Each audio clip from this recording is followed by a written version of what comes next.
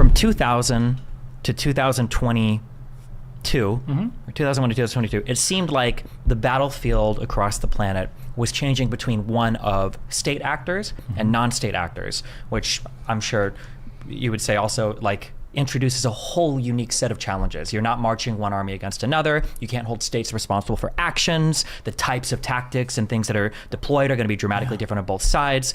And I thought it was very interesting that it feels like on the back of all of the world tension, China and Taiwan, Russia and Ukraine, that there's always this big potential, I don't want to say World War III, but state actor versus state actor conflict looming. But in the meantime, all of the conflict has been these non-state actors. So ISIS, or the 50 million groups that exist in Syria right now, or Hamas, whether you consider a state actor or not, Hezbollah, the Houthis. But something that's kind of interesting to me is when you look at the, I guess, when the Russia-Ukraine conflict started, moving into the future, what do state actor versus state actor fights look like? Because I feel like if I were to just read headlines or take a really quick cursory glance of Russia versus Ukraine, it sounds like non-state actors fighting each other. When I hear like drones are flying around and these very small units of people and these like advanced like electronic warfare stuff, doesn't feel like in the beginning stages of the war when it was maneuverable rather than positional. What do you think that looks like? Do you think that what are the differences between those two things? Okay. And then go. That's a big question. Now we're talking about the difference between LSCO and COIN. Okay, I hate There's two more acronyms, all right? We need a board. I should have given you a LSCO. Limit. You have to pay me $10 for a new acronym. Okay, I'm going to be rich by the end of this podcast. Okay, LSCO and large-scale combat operations. Okay, LSCO. COIN, counterinsurgency operations. For almost 20 years, America and our allies, our partners in the global war on terror, we were fighting the COIN fight. Right? We are going to get these bad guys and bring them to justice. Now, about 4 or 5 years ago, the Army started pivoting to LSCO. A new threat rises in the east, right? And that's not going to be the LSCO fight. Now we're dealing with the tyranny of distance. We're dealing with 6,300 miles, or what is that in kilometers? 10,000 some kilometers to put it into Canadian reference, right? We're got 6,300 miles that we gotta move our missiles and our systems. 6,300 miles to go fight the Chinese, or I shouldn't say the Chinese. The Chinese are great. The Chinese Communist Party, the PLA, not so much. The People's Liberation Army Navy, not crazy about them either. So we have to move all of that stuff. So we're going to see the tyranny of distance. We're going to see it being very difficult to get logistics from one place to another. Another thing we're going to see a lot of people bleeding to death. And that's because the medevacs of old are done. You watch those Vietnam War movies, I need a medevac in this sector, right? And we could get a medevac to someone very quickly because for the most part, we own the air. That would be a helicopter. Be a helicopter. This case, right? Yeah. Be a medical evacuation Not the drones helicopter. that you were telling me about the other day. Yeah, it'll be a medical evacuation helicopter. And we could usually get a casualty to a hospital within an hour. It's called the golden hour. You get them into that hospital within an hour, they stand a very good chance of living through this whole event. Now tell me how we get a casualty on an island in the Pacific to a hospital ship. Well, That's tough. It would have to be whatever aircraft carrier, whatever Navy is deployed would have medical facilities on board. You're saying that you think that medically marked vehicles would be targeted by... Absolutely. Russia's doing it. Medically marked vehicles will be targeted. They will be targeted. Number one... Like to have the rules of war essentially changed in the modern era? No, they're just being ignored. I'm curious on that. Do you think that Russia ignores rules of war? I would largely agree that they exist outside of the boundaries of what we do. But do you think that's because they can get away with it with Ukraine? Do you think they would necessarily behave the same in an alternate world where there was an enemy that could punish them for that? That's a good question. I think that there are probably some Russian officers who want to do the right thing, but then they also they have that competing pressure, competing priority of you need to take this city, but we can't shell the city because there's people inside it. Tavarish, you must take the city, right?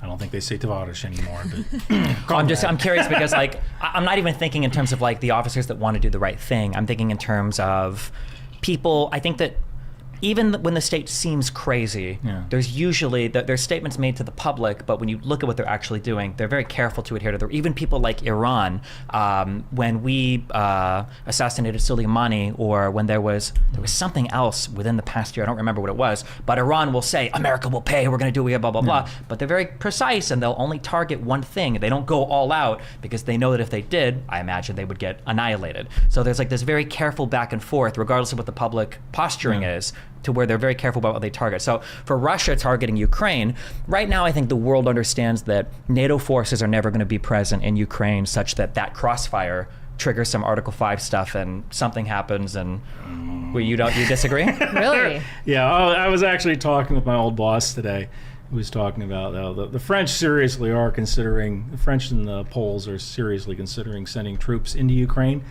to do a defensive. Now, this didn't come from Twitter. This came from my old boss. True.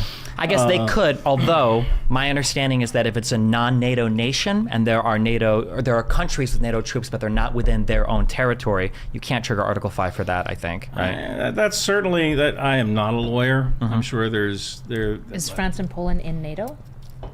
Yeah, but one of the things if you were to attack like France or Poland, it would be over. It would be over, right? Yeah. But if they send in troops in like a defensive position in Ukraine, is that also triggering anything? That's why you need to bring a lawyer on here. My understanding is it's only if your troops or something happen to you within your country, within your bounds or something, or like if you were to kill a U.S. soldier. Well, or if they sent French troops into like Russian areas right now, or even Russian-controlled areas. Like if they sent French troops into anywhere near Crimea, would that also be a trigger of Article 5? All I know is I remember reading about this a while ago. People who don't know. Well, no, I remember reading about this because it was a big debate on whether if French troops or if somebody went into Ukraine, I don't think you could trigger. I'll look it up because I got my thing right here. So yeah. Now, one thing that I could say is that if you want to get technical, Russia's already attacked Poland. I did a video about a year ago where a Russian cruise missile landed about 5 kilometers inside of Poland. And people said, no, it was a Ukrainian missile. It was a Ukrainian interceptor. And sometimes they can turn around, but they don't tend to do backflips, right? And go all the way around and then land kilometers away. But I think that was one of those things where everyone said, you know what? We don't really want to be fighting Russia, so let's just pretend this whole thing didn't happen. Right, because we don't really want like the pressure when you guys were talking about like they get annihilated, for example, or like you were saying like like LSCO war, like the large scale. You want to be cautious because there's an enemy that can punish you. The question for me is like what specifically would be the punishment between like say like China and America if China did something, other than like would it just be like targeting bases and stuff like that? Is that kind of what you mean by punishing each other? So right now, the way that it works is there is generally speaking, there will be a proportional response if somebody does something that they're not supposed to do. So if we've got people operating in Syria, or if there's that outpost or whatever and somebody bombs it, we might bomb something of a similar military importance, basically. And it seems kind of silly and dumb, like we're playing games, but what it communicates to the world is that everybody's still playing by the same rules. It's still tit for tat. Yeah, which is really, really, really important because you don't want people feeling like, holy shit, we're on a runaway escalating ramp to World War III. A comparison, I'm sure you know the Perun.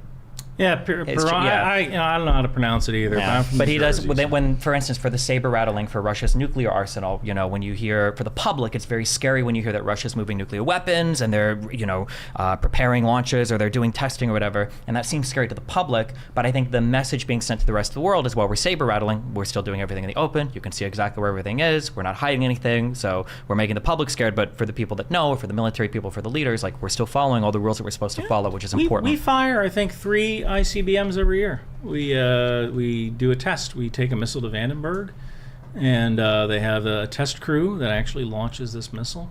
And I would actually like to cover that one day. Do like a little thing. How and they it's launch basically a missile. Just like a flex of being like, just remember. No, it's basically like first of all, the missiles, you have to shoot them because they'll you test them. You test the inventory to make sure okay, this one's working. It's not necessarily a flex, but we get telemetry from it because this isn't a TOW. Right, this isn't an anti-tank missile. Like, we don't shoot that many of them, and they're expensive.